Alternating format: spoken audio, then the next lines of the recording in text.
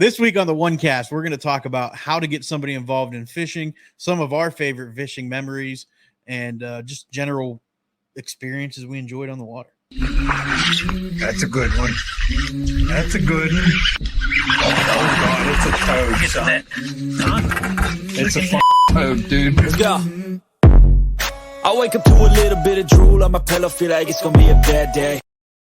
What's going on, fans of the OneCast? Stole it from you, Pete. I don't like you know. We got to come up with a name for our people. All right, yes, like the casters or something. Yeah, like what's going on, casters?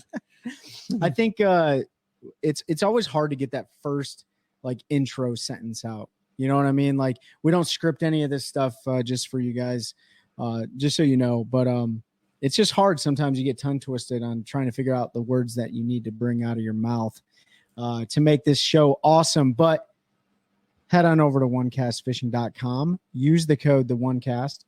Save some money at checkout. Get yourself some of those goodies. Some of those soft plastics that Ben just restocked. Some of those snagless jigs. Some of those weedless net heads. Some of those long neck hooks that have been crushing them on Carolina rigs. Not going to lie, I lost a couple hooks because I tied pretty poor knots the other day. But head on over to OneCastFishing.com. Use the code TheOneCast and get yourself some savings on that. Also, Pete, did you want to bring up anything on upcoming friends?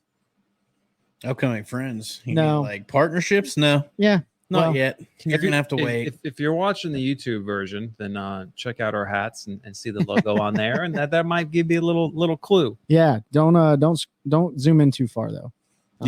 No. So, September 1st, we're going to announce a partnership. We've been putting some teasers on Instagram, floating some stuff around. It's something you've seen us use or wear or throw or fish with on the show. On YouTube videos, we've talked about it before, so make sure you keep tuned, stay tuned for that. Make sure you check out For His Glory Outdoors, great tournament coming up. I'm going to get him on one of our lives here in the next couple weeks.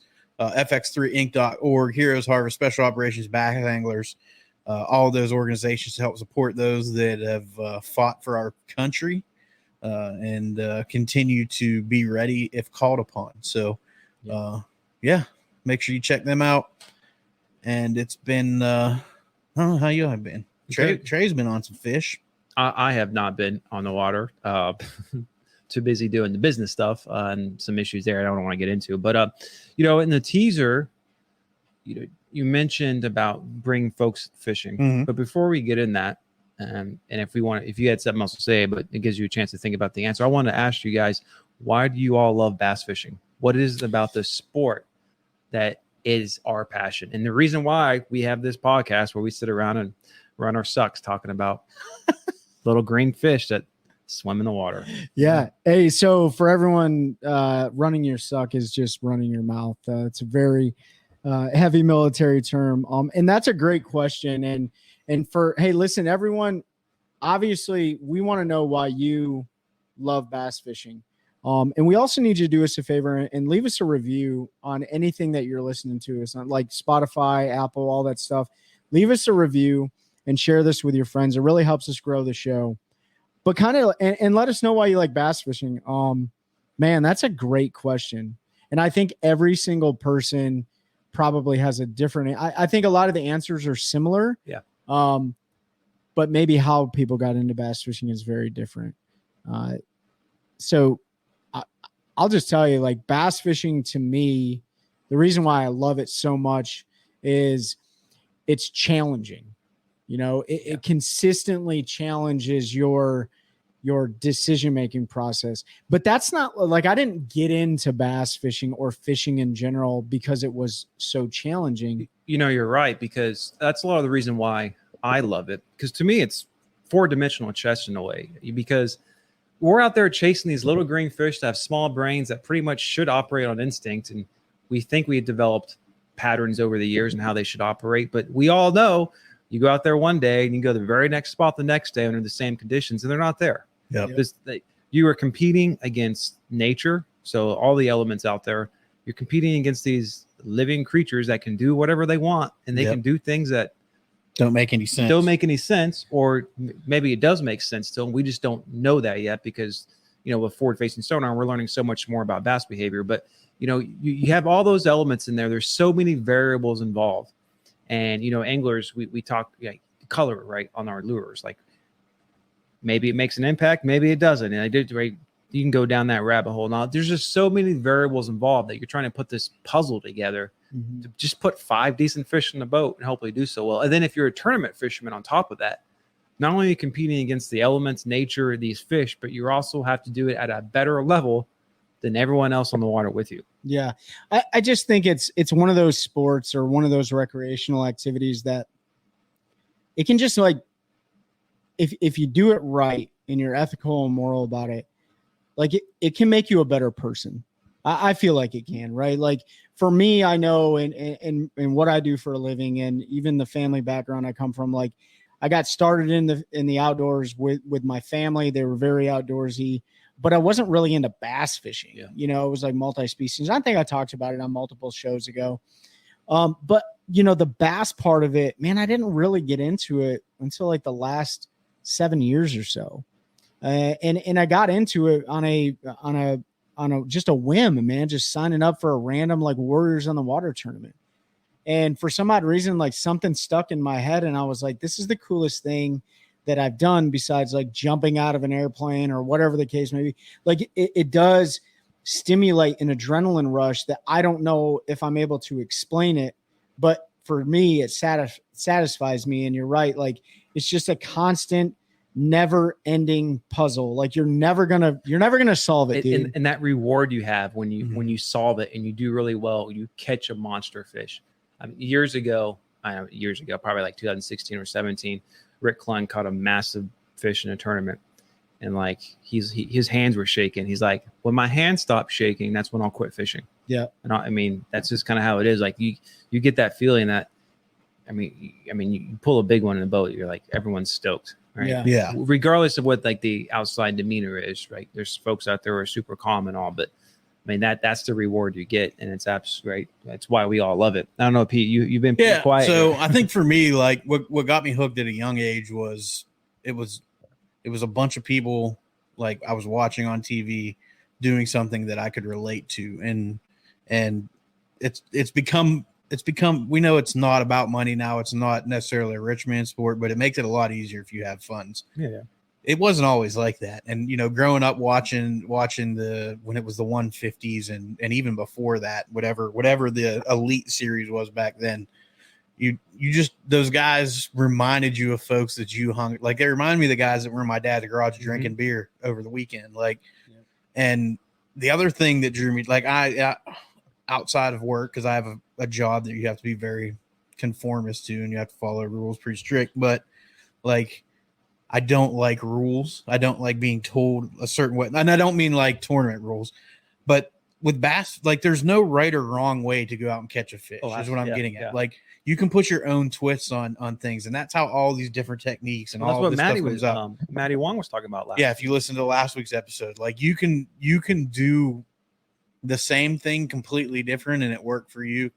You can change baits. You can do anything, think about the guys that decided to stick toothpicks in the tail of a worm to make it float. Now everybody knows that trick. And if you didn't, that's a great trick if you want to make your tail float. Like for me, learning, guys figured out to squeeze salt out of a Cinco to change the fall rate so you can make the tail float different.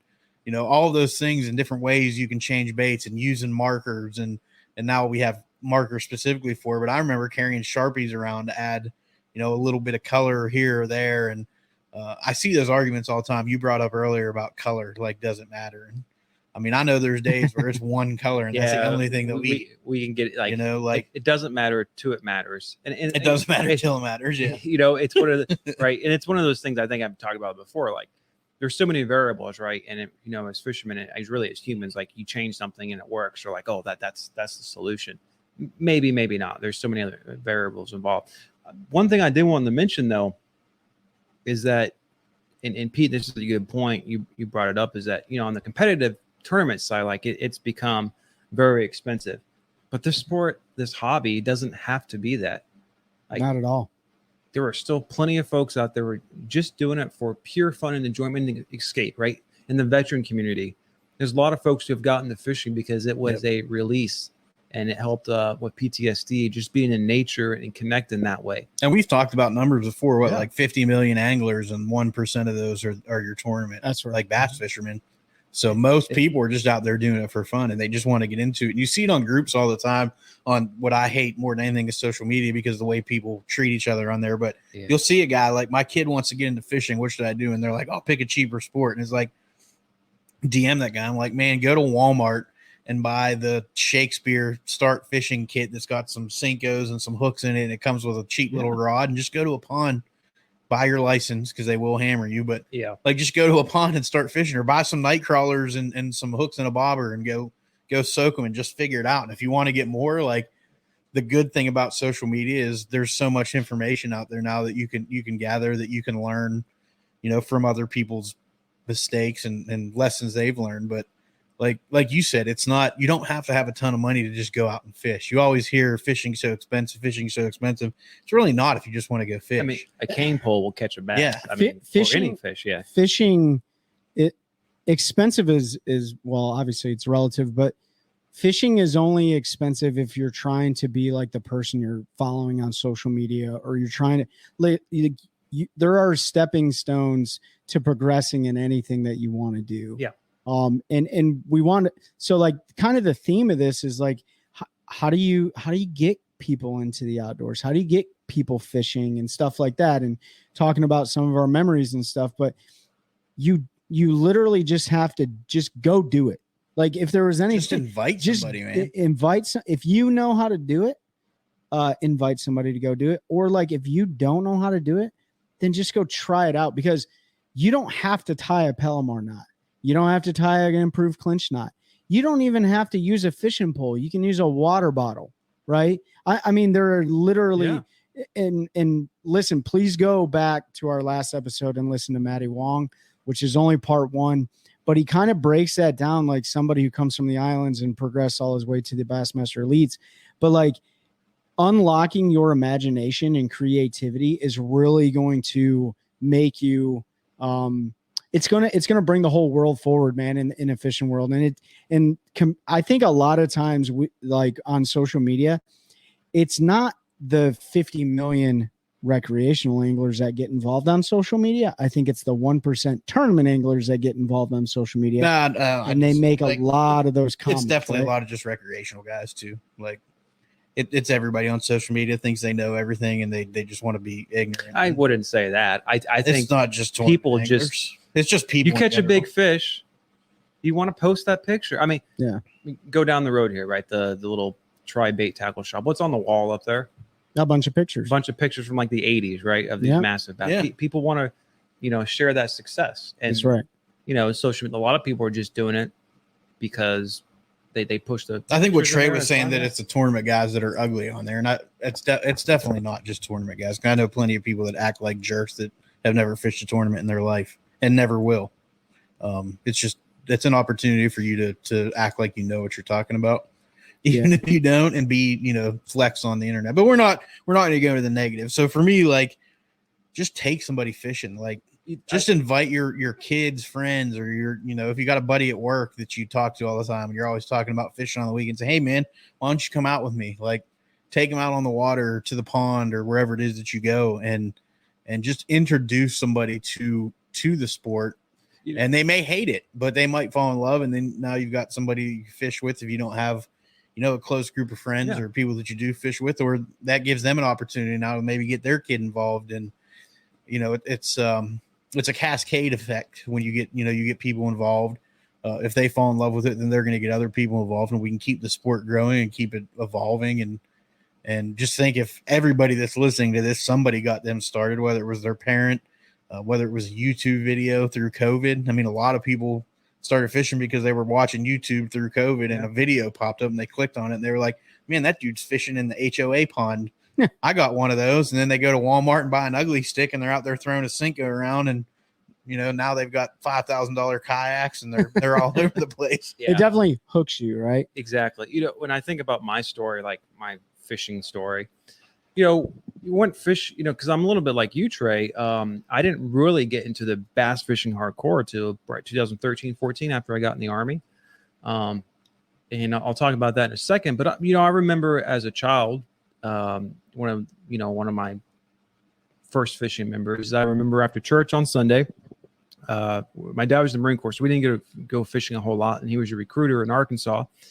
And it was after church on Sunday, and we decided to go fishing. I was probably, I don't know, 6, 7, and we got in a '73 Dodge Charger. And I remember pulling out of the driveway, and my sister, who's a couple years younger, was just looking out the window, looking so sad because we were going on the fishing trip.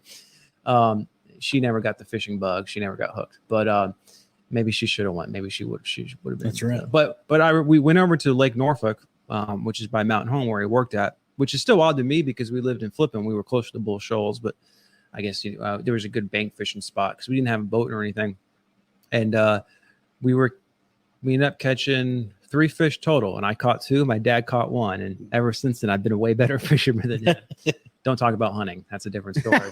But so I remember that was little. I loved it. There was a couple summers, and I went back to Missouri. I would use my uncle's pontoon boat and stuff.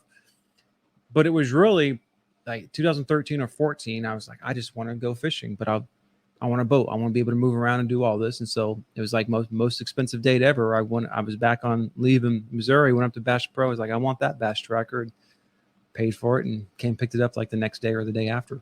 And then it's been. And then you were a professional angler. Exactly. No, right. I spent a couple of years. I didn't even know how to use a trolling motor at first. It took me forever to figure out how to use a trolling motor. I mean, that's kind of embarrassing to admit because I didn't realize there was a little triangle on top of it that tells which direction you're going. I'm like, why is this thing going in circles? So, going back to your initial fishing trip with your dad, fishing off the bank, you probably had 2 spinning rods?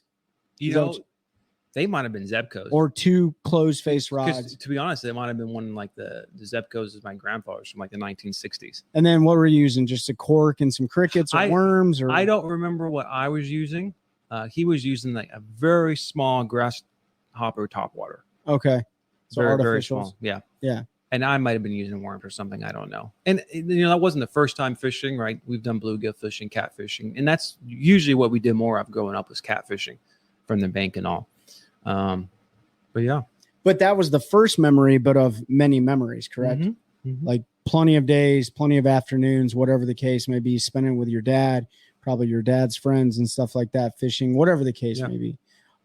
Memories that you make that are absolutely priceless. Yeah. You can't put a price tag. You can put a price tag on some cheap monofilament probably at the time with a cheap closed face rod, with a cheap topwater lure, and that's all you needed, right? Hopefully you had a fishing license, your dad or whatever, but still, like at the end of the day, like it costs less than to fill your truck up with gas right now. You know what I mean? Yeah. So, but yeah, man, I mean, like that's how you got into fishing. Your dad just taking you to the bank. That was the first introduction, and again, went a few times over the years, and I got more when I was spending summers back in Missouri using my uncle's pontoon boat. Like they didn't have a trolling motor and stuff, and catching topwater bass in the summertime. Yeah. But and I think the great thing about this sport and hobby is that bug can hit you at any time. Mm-hmm. Like mine was like I just want to start doing this, but I want to be able to go where I want to go and really dive into it.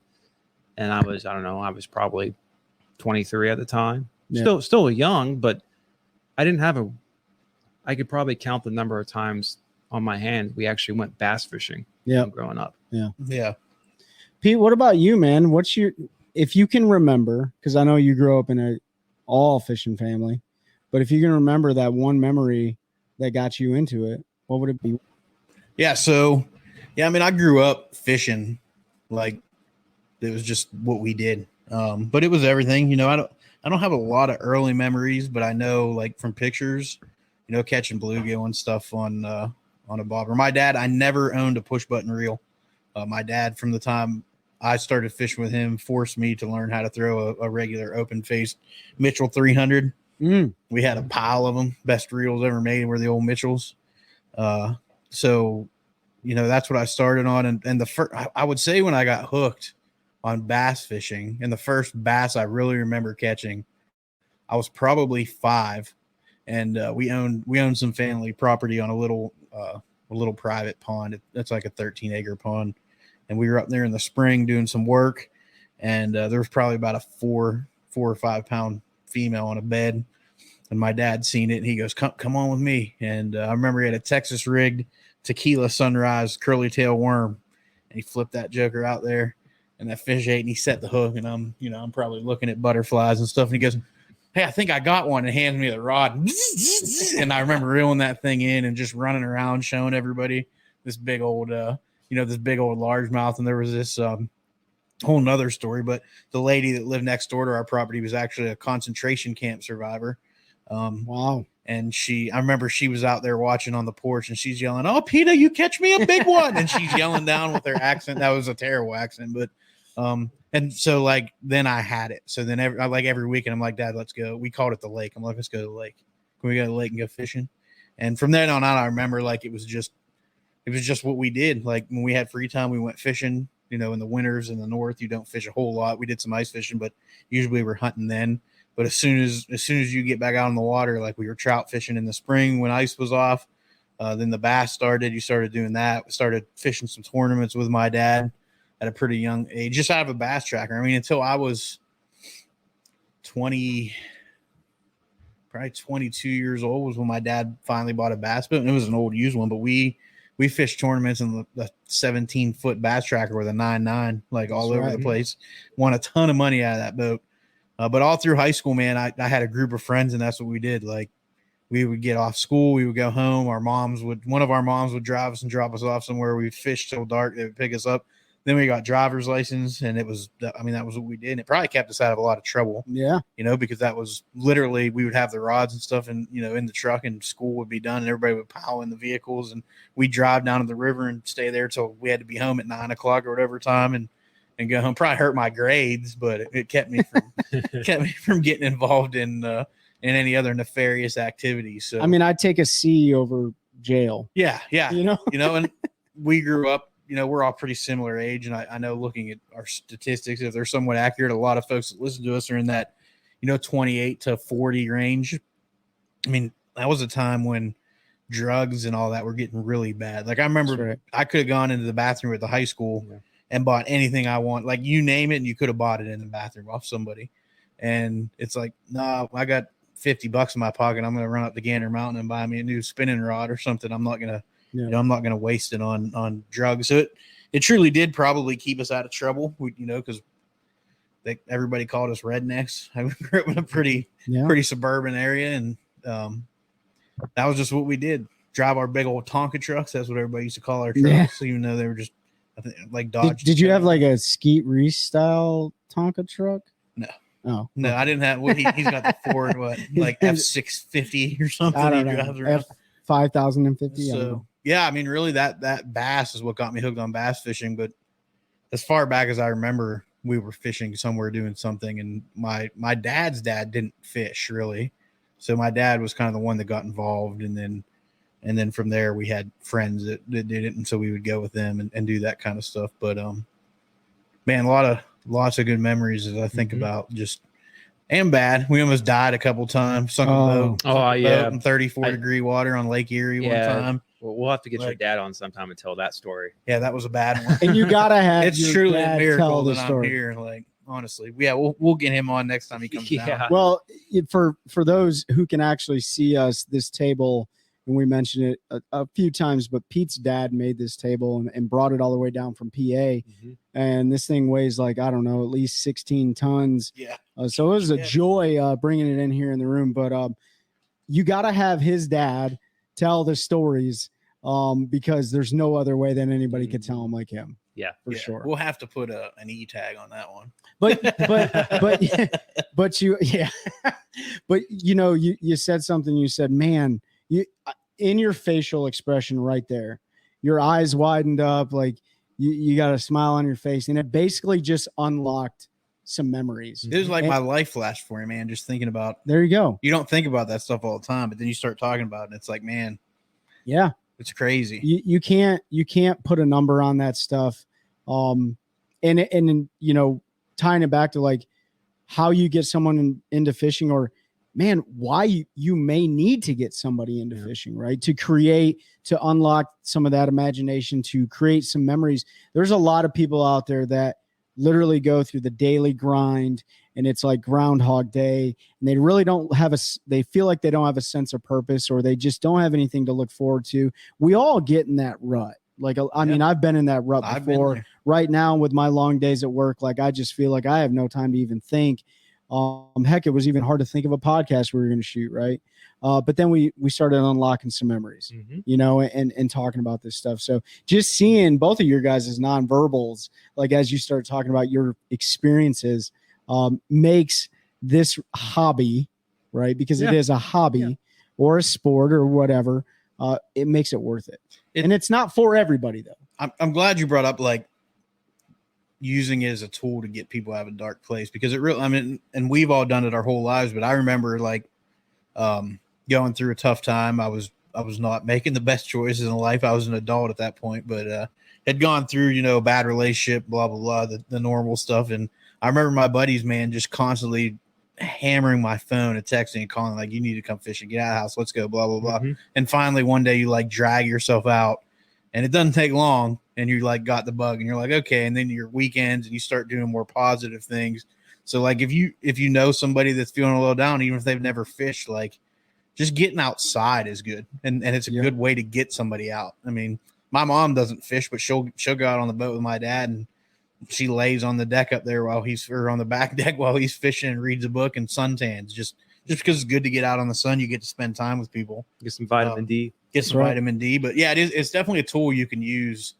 And there, you know, there's more organizations. We've talked about some of them. They're trying to use that to help our heroes, you know, our veterans, even our police, fire, EMS, doctors, nurses, you know, all those folks that have had to deal with so much over the last 20 years. Yeah. When you think about, you know, war and just civil unrest and everything going on in the country, and the pandemic and just the craziness that our life is, like for me, like when I get fishing, I just like, I don't have to think about any of that. Whether I'm fishing a tournament, or it's just Trey and I, or Ben and I, or the three of us are out there, or I'm with my wife, and we're all just busting each other's balls and just having fun. And I literally have never been on the water and thought like, man, I can't believe this is going on. It's like, no, that stuff completely gets pushed out of your head.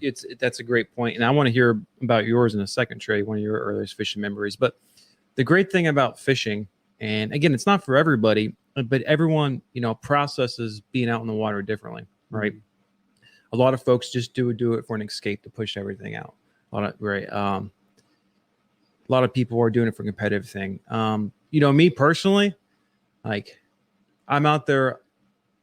It's not this is going to sound weird. So I love fishing. It's relaxing for me because I'm not focused on other stuff, but it's also not relaxing because I get so frustrated sometimes at these silly little green fish. Like, it's just like, come on now. I and now with life scope, like I could see you're there and you're looking at my bait and you won't eat it. Right. So, you know, I can get frustrated and high strung on the water sometimes.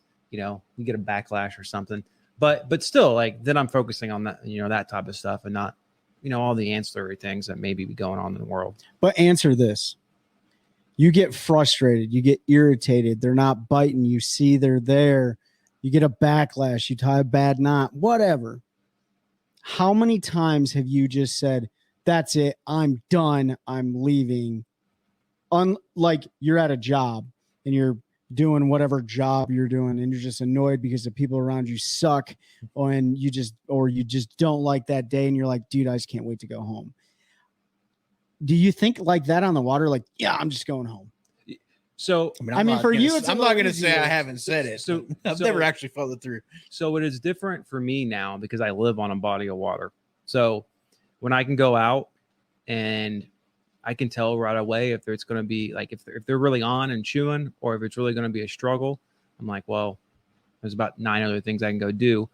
I'll come try tomorrow afternoon. I can just literally walk off my porch and there it is. Right. So it's a little bit different than that, but like used to when I go to big lakes, you know, or big, but our home lakes here, Jordan, Harris and stuff, when you're out there, like you're out there. Yeah. Yep. And you're not going to stop in the first hour or two. Yeah.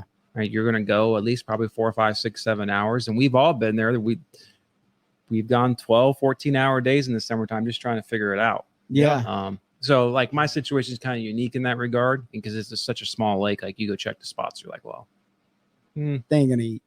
Yeah, they're not quite in the mood today. But you still got outside. Oh yeah, You and still got on your know, boat. You could have walked the bank, whatever the case. Yeah, may yeah, be. yeah. I just know for me that even if I don't, I've had plenty of days where I haven't caught a fish. Yeah. Plenty of days. Most of the time it's in the winter. But plenty of days where I'm just like, but it's so hard for me to stop. Like I have to tell myself, I literally have to go home and I have to pick up my kid from school, or I have to pick up dinner or whatever. There has to be a task for me to like quit, or I'm going to run it until dark, because I enjoy it, but I enjoy the challenge. Right. But it's not necessarily the challenge for everybody. You know, it just, there's so many different opportunities and it unlocks for people. So, but you want to hear about mine? Yeah. Oh yeah. So I grew up, I moved around a lot as a kid, but like primarily where I spent the majority of my time was on a lake house. But when I say lake, I mean like a really big mud puddle. But in that mud puddle was all the multi-species for northern strain. Largemouth were in there, pike were in there, bowfin, or we call them dogfish up north, catfish. And at the very bottom, I think there might have been lake trout or something in there too. But as far as fishing goes, I really grew up salmon fishing. Mm-hmm. Whether it was, on the big lake in Lake Michigan trolling, because my dad had a boat. He actually had a, what are those boats called? It wasn't a Thompson. It was, anyways, I can't remember what it's called, but it was a 28-footer, and we would troll during the summertime. And I just remember being out there, and that actually wasn't. Was it a trophy? It wasn't a trophy. I can't remember what it was called. I'll have to revisit it. But anyways, that was not as fun. I remember that being more like, dude, I'm ready to go home, right? Yeah. Because there'd be days where you weren't catching crap, or you'd be getting tore up by the flies.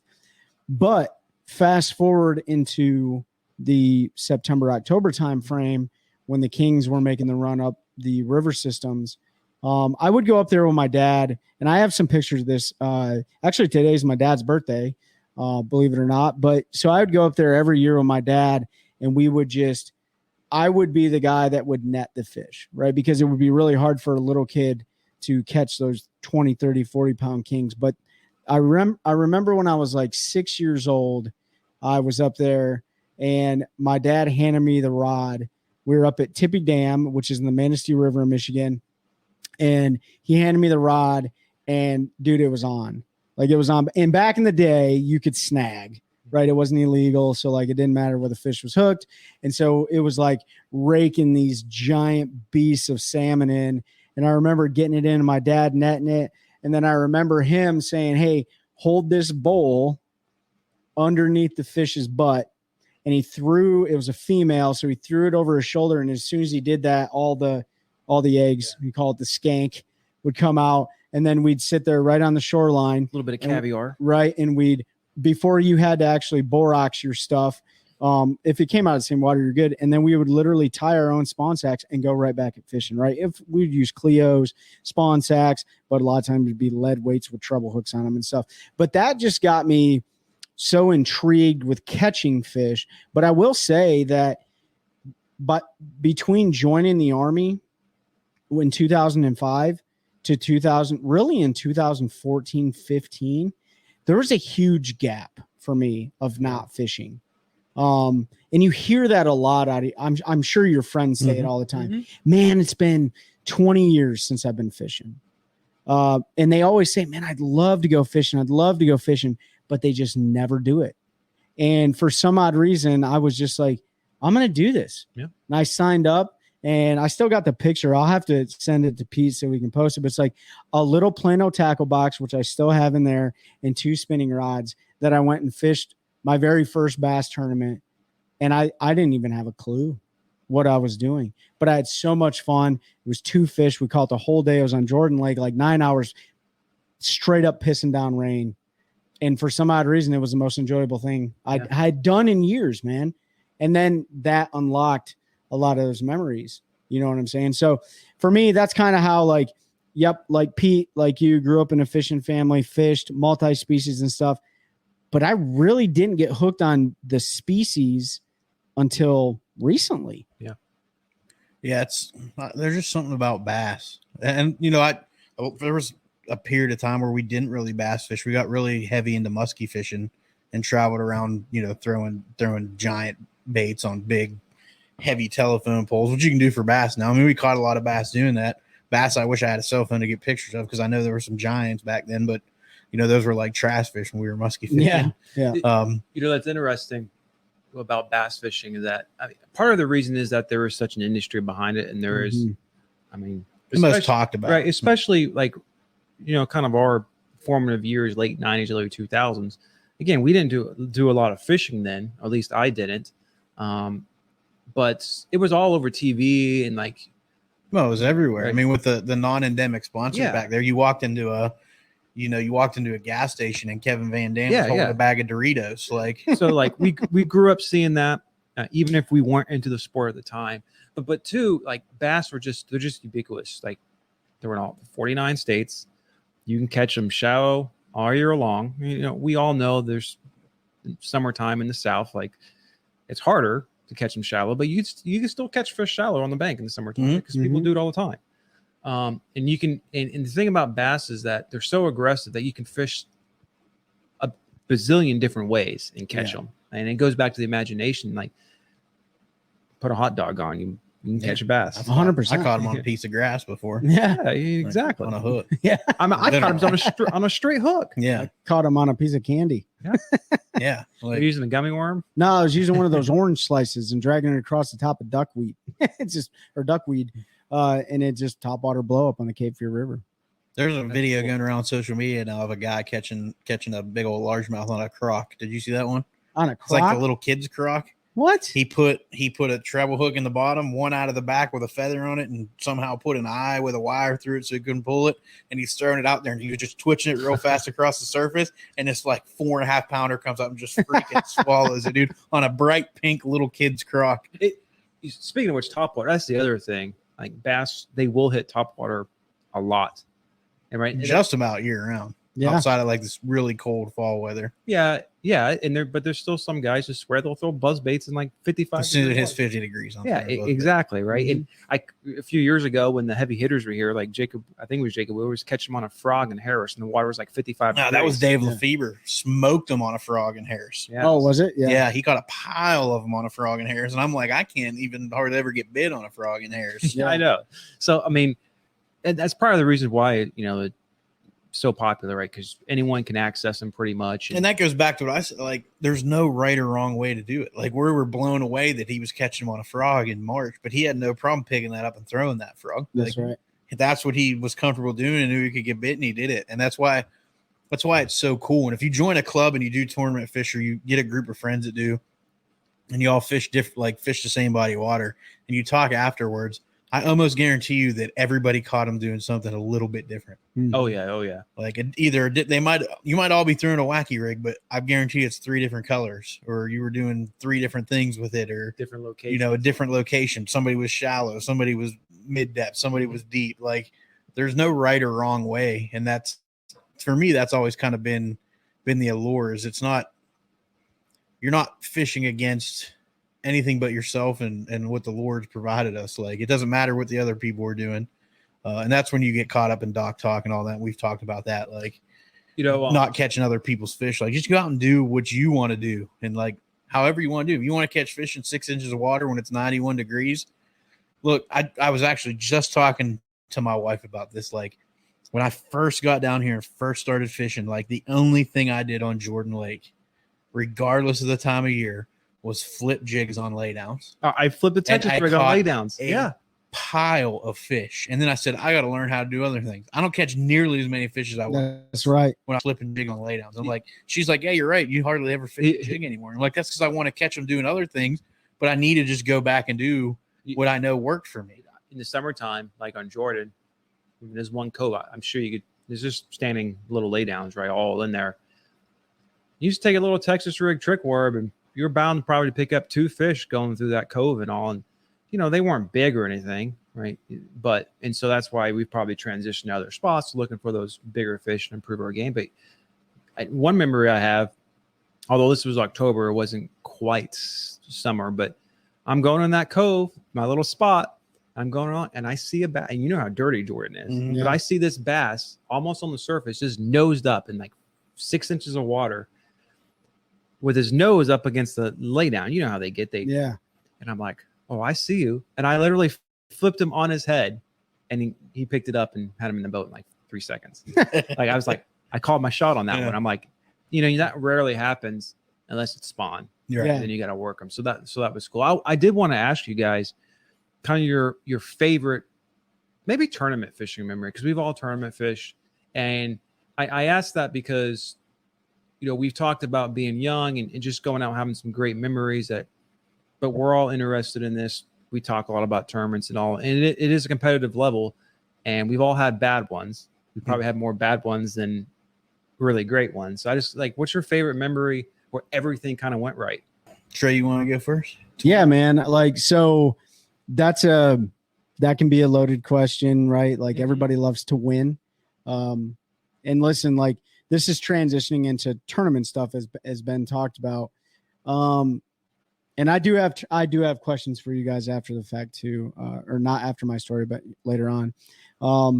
Tournament fishing, man. So there's two of them, and they're both wins. I've won a few tournaments and stuff, but the first tournament that I ever fished by myself out of my boat, when I didn't have a spot lock trolling motor, when I really didn't have really a clue. I had the hook 5s that came standard on the boat, and I was done with my probationary period in the old club I used to fish. And I was so jacked.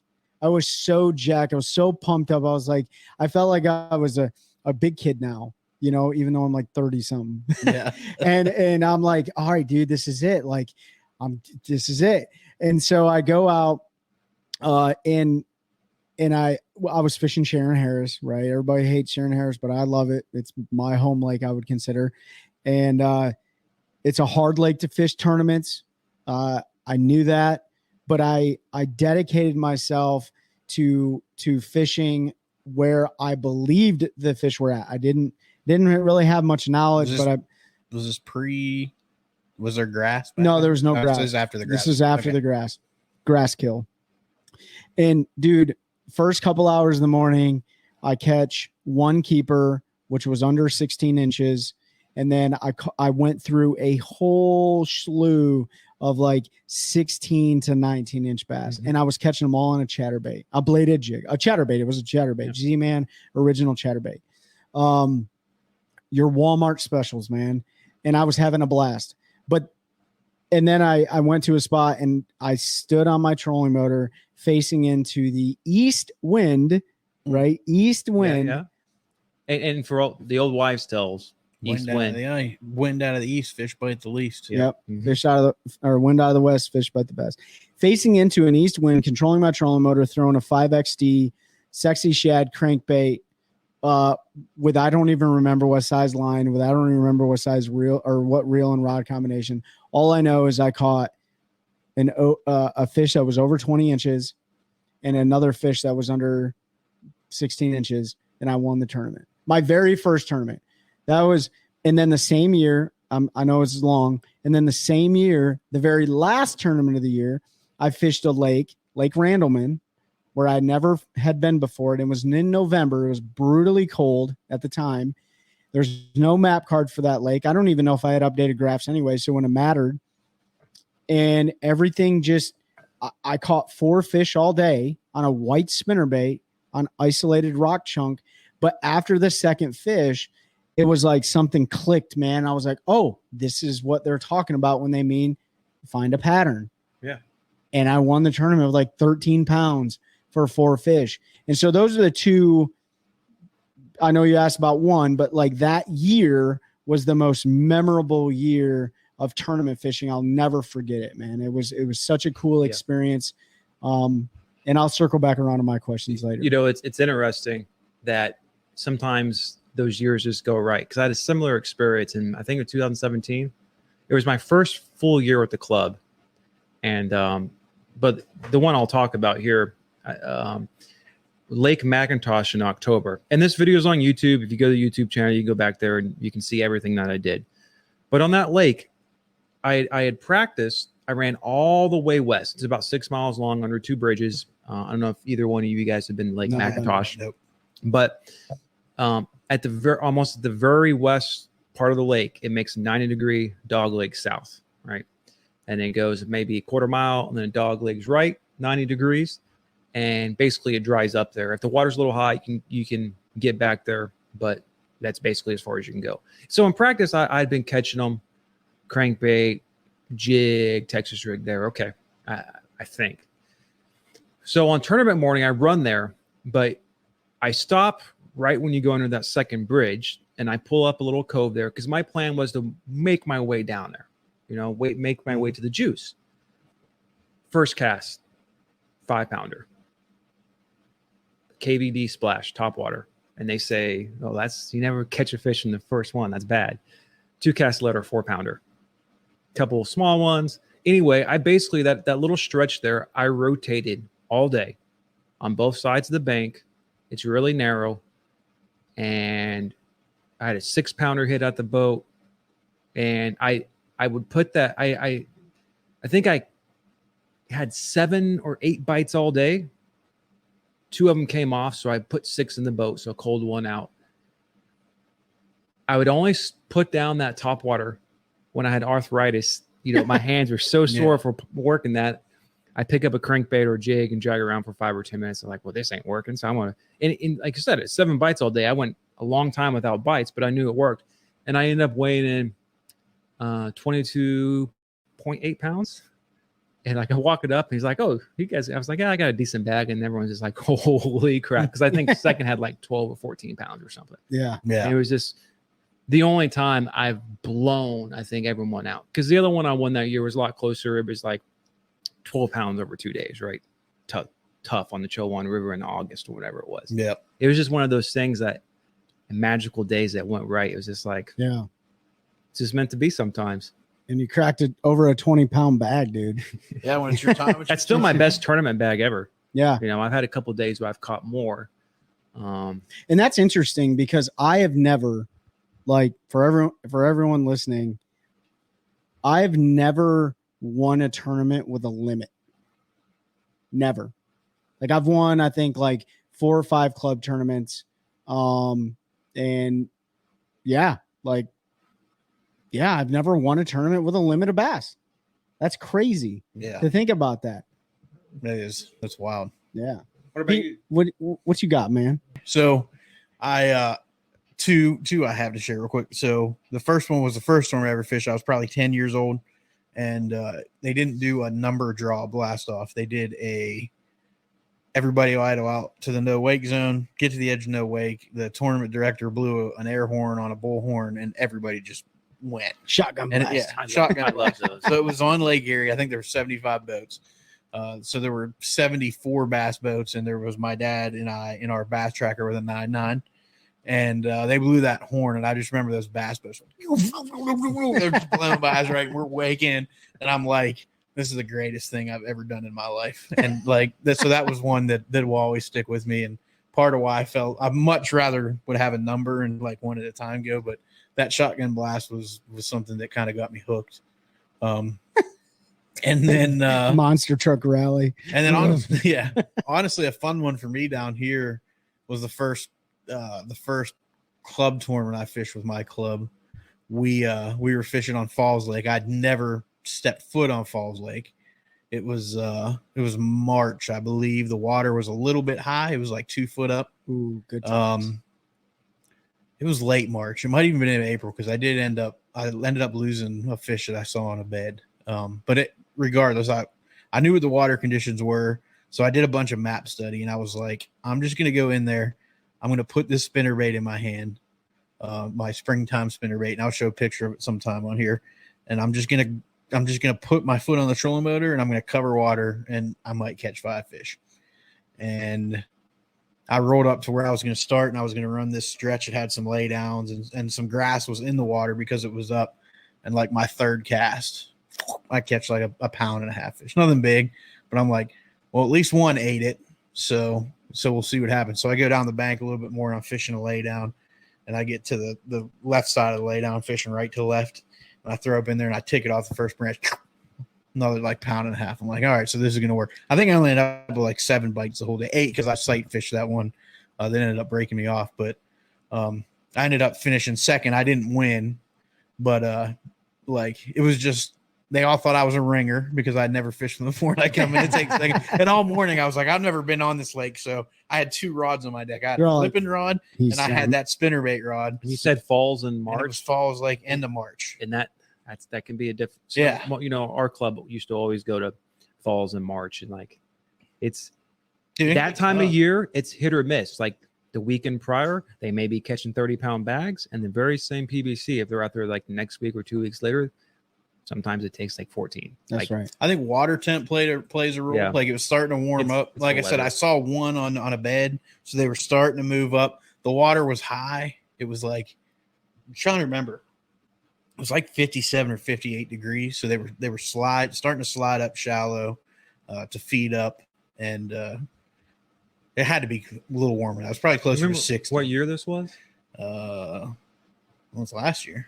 Okay, last year. So I can go back and look, but yeah, it was just really cool to like. It was the first time I never had pre-fished a lake or spent any time on it, and I just did map study and like figured out areas where I thought would have been good transition areas for pre-spawn fish, and to go out there and have that whole plan that I thought in my head actually worked. Like it was like one of those light bulb moments. It's never happened again since down here. Like, I mean, we could talk about frustrating tournament weekends and all that. Like, let's not bring up those bad memories. No, I mean, I'll tell you, like one of the most frustrating down here for me was down on the Roanoke. Like I pre-fished the weekend before a tournament, and I fished Saturday and Sunday. And Sunday, I had like 28 pounds before 7:30 a.m. I found a bunch of big fish. Like I was like, I left that area after I caught them. I knew there were more, and I'm like, I'm going to come back in here next weekend. I'm going to smoke this. And literally the next day we got temperatures unseasonably warm, like 95, 96 in early June. And it stayed like that all week, and it killed every single pad and every single creek where I'd found fish, and those fish were gone. They had all left because those pads died. So I rolled in there and was like, and I think I weighed like 1 fish on the first day, and then I figured out a little something for the second day. But like, that's the frustrating thing, but that's what keeps us going back. Cause it's like, I swear every time I have a great practice, like I bomb. I'm telling you, like, well, you know, yeah, it's always, if you practice well, your tournament's going to be absolutely terrible. I think who somebody made a post. One of the Elite Series anglers made a post like, I wish practice was 5 days and not 3 days, because then I could be a 5-day practice. That was John Suckup. Yeah, John Suckup. Yeah, he posted that. I saw I'd be a 5-day practice champion. I saw another one post yesterday. Like, this is my 3rd year in a row claiming the practice championship belt. He was holding like a 6-pounder. So that I wanted to ask you guys, you know, fishing and tournament fishing are 2 completely different things. I believe they are. Yeah. Like fishing is just fishing. And when you talk to your friends that don't fish, they absolutely have their version of fishing, which is sitting on the bank or sitting on a boat, drinking a beer and waiting for something to tug on the line. Yep. And then you got people like us and a lot of the tournament anglers, they know exactly what their definition of fishing is.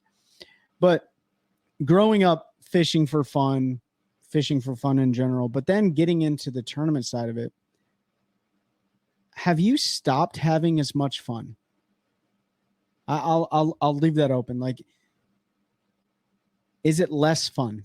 So for me, sometimes yes. Now, part of this is because, you know, I am out there and I try to force feed sometimes.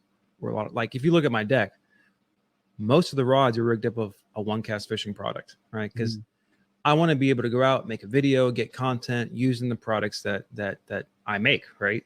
To show people that they work. So, you know, sometimes it's frustrating. You go out there and you need to change techniques and stuff, and it's still fun and great, you know, to catch fish and all. But you know, as you're running the business and you're going out there for a purpose to try to make content, that sometimes it's trying to trying to phrase this the right way, because I still love catching fish. Sure. It gets frustrating also, when you can't right, catch them the way you if want. I'm catching my crankbait, I'm still going to post it on Instagram. Like, look at this 5 or 6 pounder or whatever I caught out here, you know? But it is frustrating that I couldn't get them to bite the jig or to buy a Ned rig or something, right? Right. Yeah. Whatever I'm throwing. But it's still a great day out there. Yeah. Yeah, I mean, there was a time when it for sure did, but I've tried to not let it impact me as much here lately. Like, I think I posted something from my last tournament where, like, I had or 2 tournaments ago, I had a really good fishing day. Like, it was a terrible tournament day, but it was a really fun day of fishing. Like, I lost fish that probably would have put me, you know, could have cashed a check if I would have caught them. Just missed opportunities, things like that. And I still had fun. I still recognize, like, it was a really fun day fishing. Like, caught a bunch of bowfin that were fun to catch. Caught a lot of bass. A lot of them were short, but it was still fun. So I've been trying to change my attitude to where like I don't let it get me down. Like, I was still out fishing. You know, Chelsea was still with me, so I got to spend time with my wife. She was fishing as my co-angler. Like, I was out on the water, even though it was miserable hot, and I wanted to fall out and die half the time because it was like 9,000 degrees with a 900% humidity.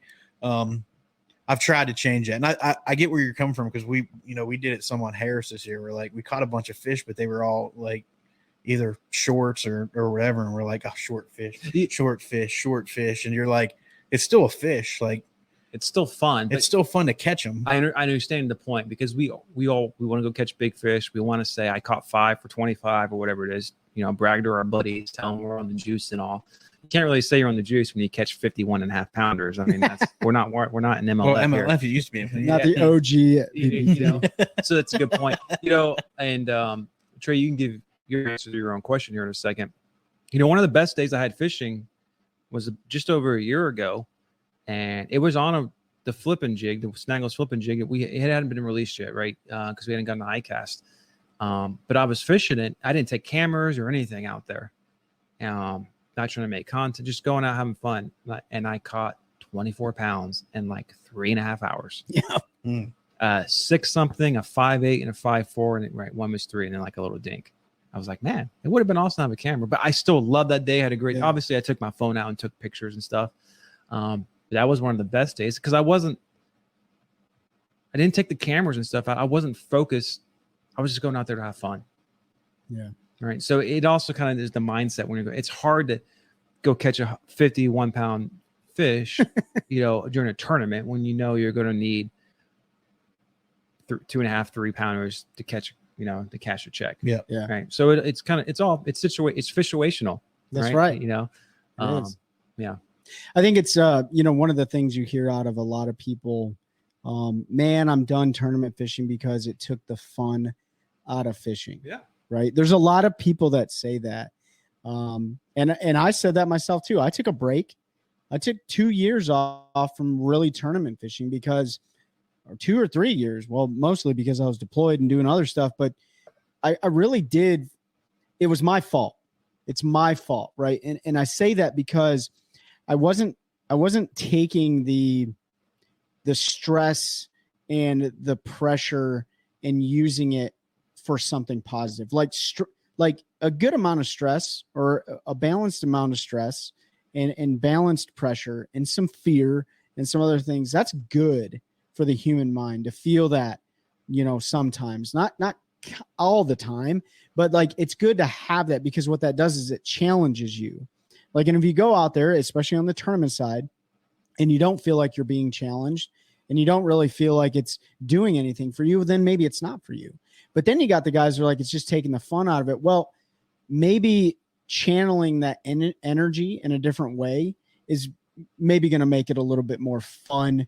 And if like, for instance, I don't like fishing against guys that are always going to take my money. Well, there's a difference between fishing against guys that, you know, blatantly cheat and are going to take your money, and then fishing against guys that are really damn good, right? Yeah. Like we talked about it before. If you put Jesse Wise and Mike Corbusier on Falls Lake, I want to fish against them because I know that I'm going to have to challenge myself against 2 individuals who have a extreme amount of talent, experience, knowledge, all the above. And so I want to challenge myself, and that's what keeps that drive going, right? So channeling your energy is important. And I think like in the tournament world, people get so deterred by bad performances and then they blame it on something else. Like, it just sucks, man. This lake sucks, or the fish suck, or whatever, right? They want to find a way to blame something else rather than saying, maybe I'm not channeling this energy the way I need to channel it. You know what I'm saying? I kind of brought that up because I did listen to another show, and it was brought up, and it was Mercer's show with Jacobson. And it was great how he talked about channeling energy. He didn't talk about that specifically, but just mindset in general.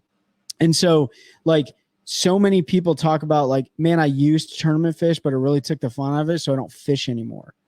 But then there is something probably missing in that person's life. And we talk about getting into fishing, or maybe getting back into fishing, right? You don't have to use tournaments and stuff like that. But I wanted to ask you guys the mindset. That's interesting. I don't think I fished a tournament. I might have fished one last year, but like I really haven't tournament fished in 2 to 3 years. Yep. Maybe a couple Tuesday nighters here and there. And part of it is I don't have the time to be able to practice like I would like to dedicate to it. Yep. Two, with running the business, I run my schedule now that I'll work on Saturday, but I can go fish when no one else is on the water. Yeah. Right. Because I hate the summertime. It gets dangerous out there in falls in Jordan with all the boats out there. Right. And it's 100 degrees and you try to pull up. There's 5 other tournaments and you pull up on every single spot you want to go to. You know how it is here. Yeah. Every brush pile, everyone knows where it's at practically. And so, that frustrates you. It does challenge you. And maybe I need to find a better job of overcoming those challenges, frustrations. But I have found it more enjoyable to fish when I want to fish. Yeah. The other question I had for, and this, so I actually have a couple more questions for you. I'm doing the interviews here. What is one of the worst habits that you have? I don't change lures enough. Okay. Or change colors. Okay. I mean, that's hands down number one. I'm like, I should probably take this off and maybe change colors, or I should take this off and tie something else on, or I need to dig down the bottom of my tackle box. I think this actually might work. Yeah. And I don't do it sometimes. Okay. You're trying to force a bite with a bait that just may not be working. Yeah. Yeah. I'm 100% guilty of that a lot of the times. Yeah. And again, some of that comes back because I want to try to catch fish on the products, that I make. But when you do, it's extremely rewarding. Oh no, 100%. Right. But that goes back to what Pete was talking about though. Like, you can fish any way you want, right? But there's a flip side of that coin. What do you think your worst habit is? The exact same as Ben. I don't change especially colors. Like, I'll change baits, but I'm pretty hamstrung. If you look through my boat, like, you're only going to find green, pumpkin, black and blue, and white, and that's it. Yeah, like, I'm pretty simple. I really don't have a drop shot. I'll have, what is that color? Morning dawn. Morning dawn. Summer. I was gonna say summer's dawn, summer's eve. Yeah. Morning dawn. Like, outside of that, I don't really carry a bunch of different colors or do a whole lot of different things. Crankbaits are like the same. I have shad color, I have gill color, and I have crod color, and that's it. Like, I don't no chartreuse. Not really. I mean, I might have a few, but I don't. It's not something that I've really got bit on a bunch. But then there's times I've thrown it and it has gotten bit, but I don't dedicate time to changing. And it's like those days when you're like, even with forward facing, you're like, man, those fish are there that should be biting. It might be something as simple as a color change, and I still won't do it because there's no reason they shouldn't bite a green pumpkin. Exactly. But and the other one, and right, this also fascinates me with watching some of the elite guys, is that they may be fishing a jig, but they'll alternate weight sizes. Yeah. Different trailers, right, for different fall rates and different presentations. And I'm like, if they're going to bite a jig, they just bite the jig. Yeah. Right. There's a reason why the attention to detail, and right, that's why they're where they're at. Because there's a whole nother level, and that's exactly it. That's why they're there, because they think like that. Well, so the other day, for example, we were out on Harris, a month and a half ago, and I was throwing that 3/4 ounce chatterbait because I had tied that on there, or the snagless bladed jig, because we were fishing kind of deep, and I wanted to have that right ticket on the bottom. Well, I get out on my lake, which is just now got coontail from 10 foot to 2 foot, right? That's what I had tied on. I'm like, well, I don't know if this works or not. So I chucked that thing out there. Actually, sure enough, it actually comes through that grass amazing. and he actually gets in the bottom of that grass. I caught a couple fish that way. So that's a scenario that it actually worked. I didn't think it would, going back, you use your imagination, but instead of tying on another bait, you were lazy and just threw it. Was already tied on. Exactly. Yeah. Right. And I've done that several times. Like, yeah. I'm fishing, a points and ledges. So I'm using a football jig. Yeah. But then there's a brush pile. I want to flip into it. Well, I just flip in with the football jig, even though, you can do it. Obviously, it works, but obviously, you typically want a different type of head style so you don't get caught up as bad. Right. Sometimes I catch fish doing that. Sometimes I don't. Yeah. Yeah. It is interesting. I've gotten better. I think my worst habit, and it was only on a couple lakes, because a lot of the other lakes I just don't have a lot of experience on, but I've been on them, is I've gotten better at it, but running history is hard not to do.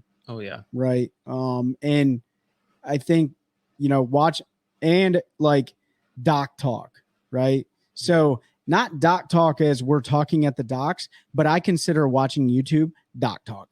I consider reading stuff dock talk, right? When you start letting other people's opinions and their experiences shape your decision-making process, sometimes it may work out. And sometimes you may get burned doing that. That's an interesting point you bring up. And if we circle back to the beginning, like if you're going out trying to learn how to fish, all those, mechanisms, right? YouTube, social media, reading the books, magazines, talking to the people at the dock, that all plays an important to learn things. Yeah. But then we all know once you get a certain level of experience, you kind of know what you're doing out there. Sometimes it's very easy that you start going second guessing yourself, but you start chasing, fish in a way that you're not comfortable with necessarily. That's right. Mm-hmm. Yep. And there are times to do that, to push yourself, but then sometimes you just got to go with your instinct and be like, yeah, it's just, I'm going to live and die by what I love to do. Yeah. What is something that you've learned, like a new technique so I'm going to give you an example. I'll start off. I was absolutely not convinced with a pop-R style bait, right? Absolutely not. Like, I'm a spook walking bait type of guy, frog, buzz bait. I'm the opposite. I'm right, 90% of the time I'm tying on a popper style bait, top water. It took me until a tournament this year on Falls Lake with my partner. Dude, we caught over 40 fish all day long on a pop-R. And I could not believe it. It gained me so much confidence. But I also find myself sometimes looking at a bait, just looking at it. And I'm like, that ain't going to work, man. And then I won't throw it. Even though I have it, how many baits do you have that you just never throw? A bunch. You know what I mean? I don't know if that's the same for you guys. No, I don't have too many that I don't throw. I might have some colors and stuff, but colors and plastics, right? Or probably but if it's in there, I probably throw it sometime throughout the year to try to get bit on it. I see what you're saying. Like, but again, like with a pop-R, you fish your pop-R completely different than the traditional way of fishing. I do. Like, you fish it like you make it walk. You're just throwing a micro walking bait. You don't actually pop it. I started doing so like you put your own twist on it, and it's a little bit different than a regular walking bait. But that's where I said, like, there's no right or wrong way. Like that day we fished, and we caught all those topwater fish. I was fishing the pop-R like a pop-R. I was popping it 2 or 3 times, and you were throwing it out there like a walking bait. And we were both catching fish. Yeah, like, that's true. It's putting your own spin. You're more comfortable working it that way. You don't like making it pop, and it works for you, so that's what you stick with. So that's where it's cool. Like, I used to be the pop, pause, pop, pause, pop. Meekin picked me up one day, right? So Mike, one of our buddies that used to live on the lake, he picked me up on his Ranger one day. I brought a frog with me because I'd been having some frog bites, worm or something. I'm fishing in the back of his boat. Now, I don't catch a fish. I'm throwing a frog and over the grass and all. He's throwing a popper, KVD splash, whatever it was. No. It wasn't, I forget the actual brand, but he was walking like a walking bait, and he caught like 18 pounds right in front of me. I'm just like, oh my God. So the very next morning, I tied on my popper style bait and I went out there and crushed them. Right. And remember that day we were out there, I was like, pick up that popper and throw it that pad right there. That's right. Yep. And there were a 5-pounder. It was. Yeah. Yeah. So it's different presentations. Like the same bait. I don't know if there's really a I don't know if there's really a technique that I. So what was one of the first things, or so your first fish on a flutter spoon came this year, right? Yeah. So I guess that. I mean, I'd fished it before, but that was the first time I caught a fish on it. I don't know that I learned it. Like I knew how to throw it. Yeah, but you're pretty good at it now. But You know? oh yeah, for sure. Yeah. Yeah. So that's probably this year was throwing that flutter spoon, just getting confidence with That it. time I made that video with the flutter spoon was Oh yeah, everybody knows that video. one of the first times I had a lot of success on a flutter spoon. Yeah, it's one of those things. Like it either works or it doesn't. Yeah, it's that day. it's And either when it does work, it's a ton of fun.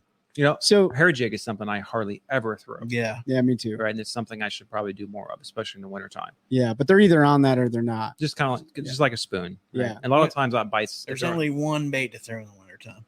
And that's an A-rig. You know, as Jig and spoon. long as I can throw an A-rig, that's what I'm throwing because them jokers eat it.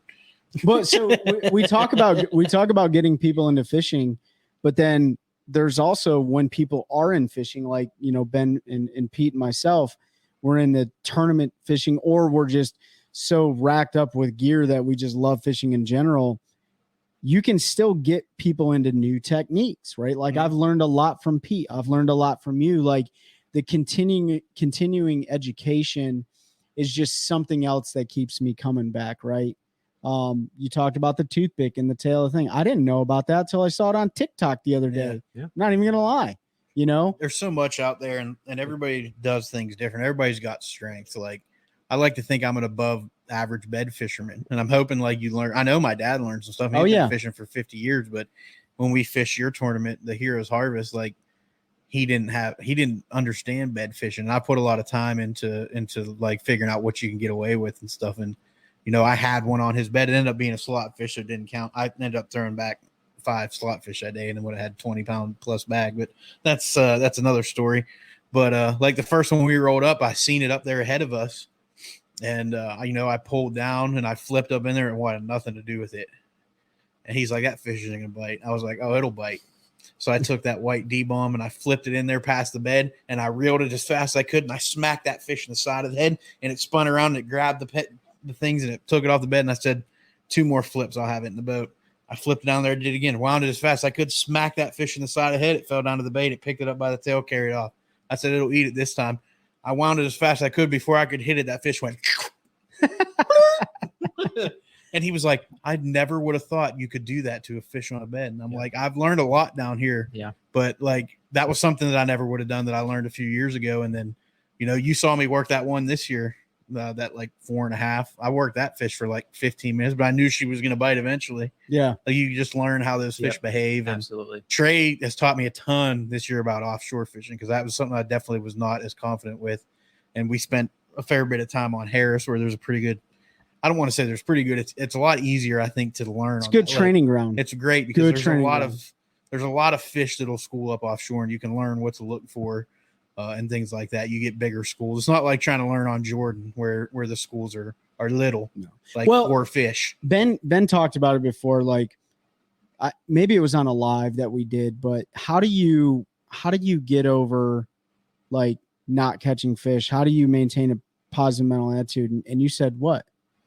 Catch a fish. Catch a fish, right? So like when you're going, we had Stephanie on. When you're out there trying to train, and it is training, right? It's training, education, all that stuff, having fun.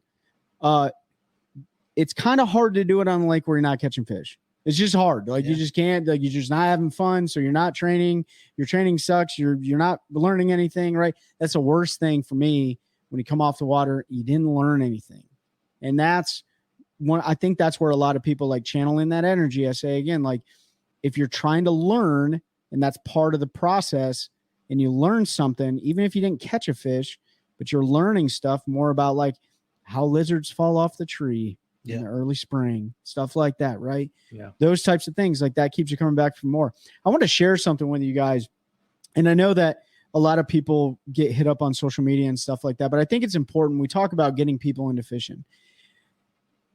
Here's my thought process on when somebody wants to get into fishing. There's a difference between wanting to learn how to fish and wanting to go catch someone's fish, right? So I got this message the other day. It says, I'm going to have to pay you to take me out or something. I saw your stuff from X Lake and I've had 0 luck there, right? That was what it was. So I could have easily sent this person, Mm-hmm. and if you're listening, you know exactly what I'm talking about. But I could have easily sent this person waypoints. Could have easily done that. But that's not the way that I want to do it, right? The way that I want to do it is I want to look at your thought process, right? So this person then sent me the message today and says, I'm actually out on this lake right now, and we're going to see if we can, find them on some spots that have sharper drop-offs. That's exactly the verbiage that was used. And I was like, here's some things to think about, right? Because I want to know your thought process.